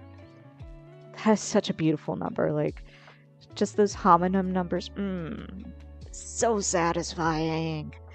But yeah, I am so proud of you too. Also, I wish I had your luck, but also that is a funny thing to wish for, but you know, something so satisfying. I apologize if you can hear sirens in the background. Apparently I live downwind of the local fire department, which, fun story, is still better than my last apartment in Connecticut, which was directly across the street from a firehouse. Imagine waking up at 3 a.m. to a fire truck full blast. That was fun. No, it wasn't. Anyway, back to the chat. Lena Kit says, I wrote, edited a little in between, and I think I'm at 1036 total for the night. That is amazing. Reno says, we all got wins. We do indeed. Share yours. No, I'm kidding. You don't need to share yours. The point is, you are very absolutely right. We all got wins. It feels good. To answer Jax's earlier comment, I'm not to the inciting incident since we're still doing the mundane first day. Oh, okay. But I've got 2 main characters and 2 supporting introduced. That is still good. Yeah, I mean, you are doing an amazing job at building up that first day, and building up that groundwork. And honestly, the groundwork is the most important thing of a story, because like it's the thing that you build up from. It's like the foundation of your little house. So I wish you the best of luck with continuing to build that up. And I hope that the inciting incident comes fairly smoothly for you once you get to it, because your story does sound very cute, and I wish you the best of luck with it. But yes, excellent job all around. It is currently 10:50 right now. I think 3 sprints a night with an abundance of chatter in between feels like a good pace for the writing streams. Like the editing streams, which are the earliest ones on the channel, if you ever want to go back and just watch those and watch hours upon hours of vibes and chatter. Those were kind of easy because I would be reading, and it's just chapters, so it's sort of like chapter, scene, whatever. So, you know, I had a solid stop time, but it's like right now I'm trying to judge when a good stop time is for the writing streams, but I'd say 3 sprints, 3 or 4. Which is to say this is exactly what the writing streams are going to look like from here on out. Just basically 3 streams, tons of chatter in between so that, you know, we're having a good time slash you're kind of vibing and getting enough of a break while I go off about dumb things and nostalgia. Like last week or last session's diatribe about malls and Nicktoons and how Ren and Stimpy sucked, but Doug was actually underrated for what it was. And today's diatribe about the freedom of information and man, and what the internet was back in the day compared to now. So yeah, I promise you that not all of the chatter will be as heavy as tonight's. A couple of you have been in many a stream already and already know this, or at least you've been to a more typical stream, which was the other night's, and you already know this. So I apologize really to John the Gray's Skull here. Linka says, that was fun. I enjoy the diatribes. I love you so much. Thank you for encouraging my shenanigans. But yeah, I say all of that because the next session will be tomorrow night. It will be tomorrow night, same time as always. That is 8 p.m. Eastern Standard Time, going into whenever the third third sprint happens. John the Grey Skull says, this was my first. Yep. And it was a heavy first one, and I am so sorry for that. But I do hope you enjoyed it, and you know, it's I hope you you enjoyed a little bit of productivity and all of my politics and all of my shenanigans. Like I said, I promise that they're not as heavy as this, I swear. Other topics I have covered, just to like prove a point, were not politics. They were like where to get the best hot cocoa in New York City. The answer is Holiday Market, which incidentally I found out were actually open. I swear to God they weren't open this early last year, but apparently I was in the Bryant Park area last weekend and the shops are open. I'm like, fuck me. If I wasn't with people, I would fucking go and find the Max Brenner stand and then regret everything because I'm lactose intolerant, but I will still drink that shit. But yeah, if you're in the New York area, go and get yourself some Max Brenner chocolate and thank me later. It is $8 for a tiny cup, but I don't care. It is so good. You will thank me later. Other topics beyond that include last week's Nicktoons and Nick Teen shows commentary. We've had malls. We've had God, what else did we talk about these past few? It really like I think we've also done like best pets, the merits of tea over coffee, and how hot cocoa is really superior to both.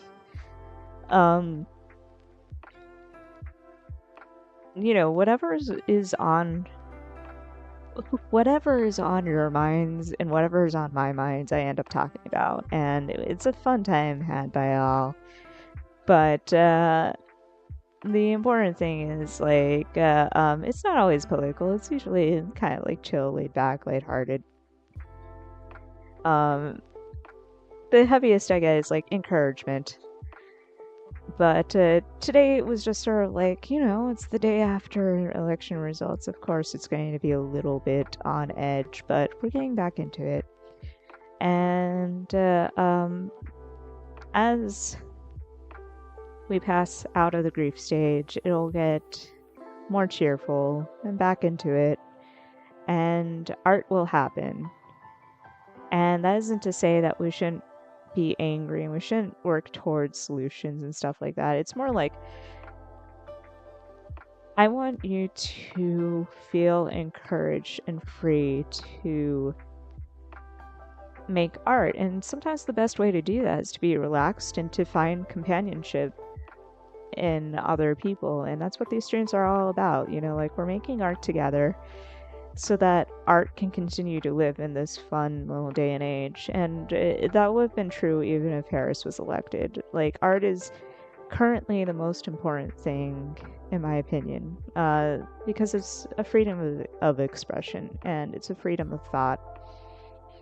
And it's an encapsulation of who we are and an effort to immortalize who we are. You know what I mean? Like, we are capturing pieces of ourselves and the things that we hold dear in what we make. And that's something that I want to encourage you to do, especially now more than ever.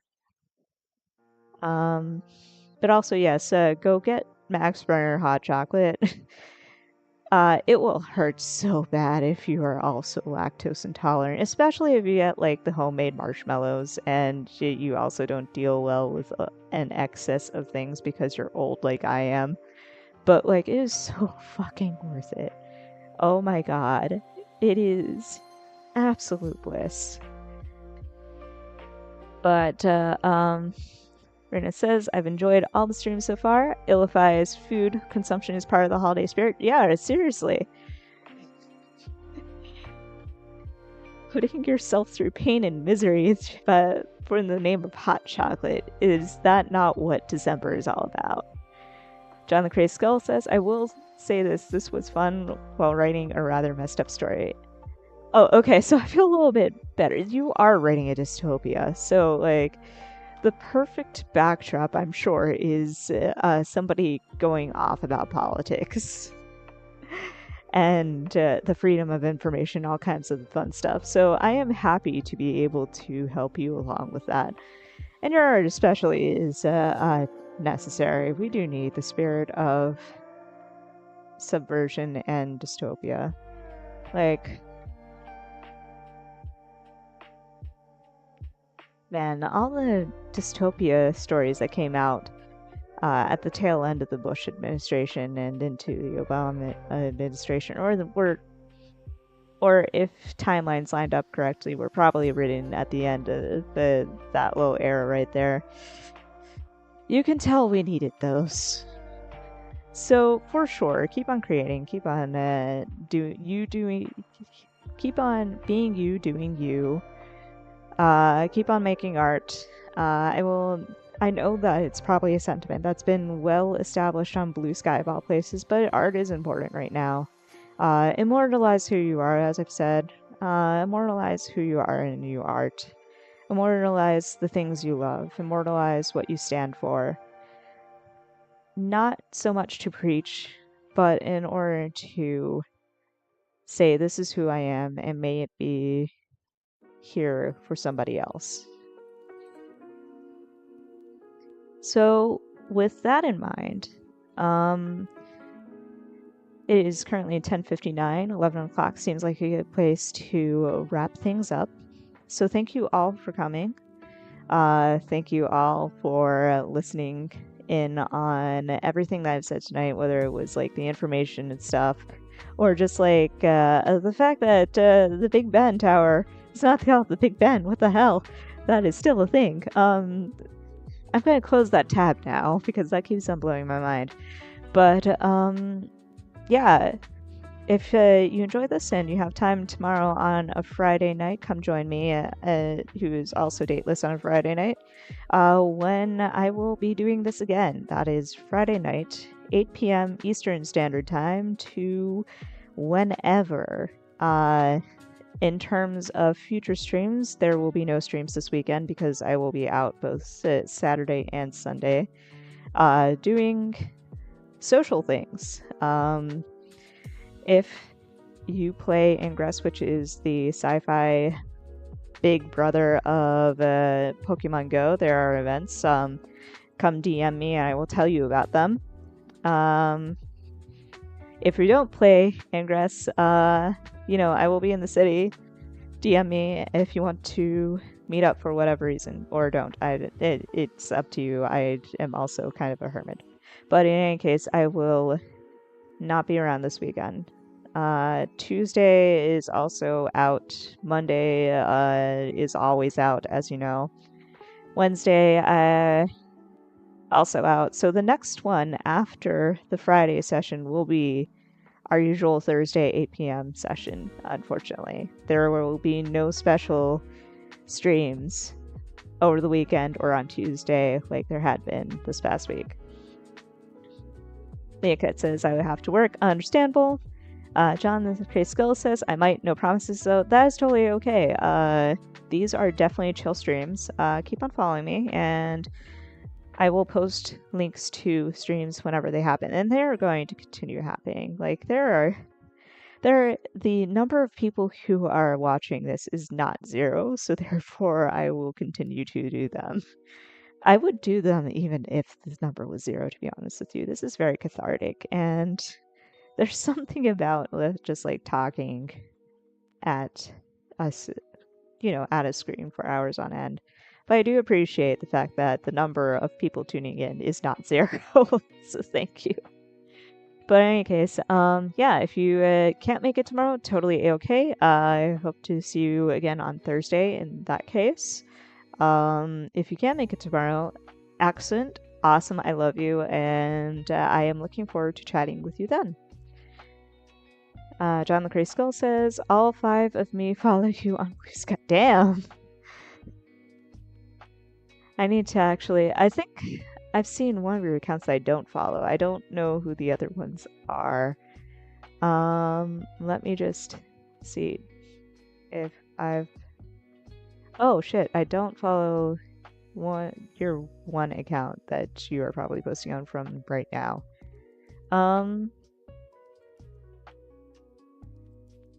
I am following Mr. Cultist, at least. I will have to go through the rest of these and see which ones are you.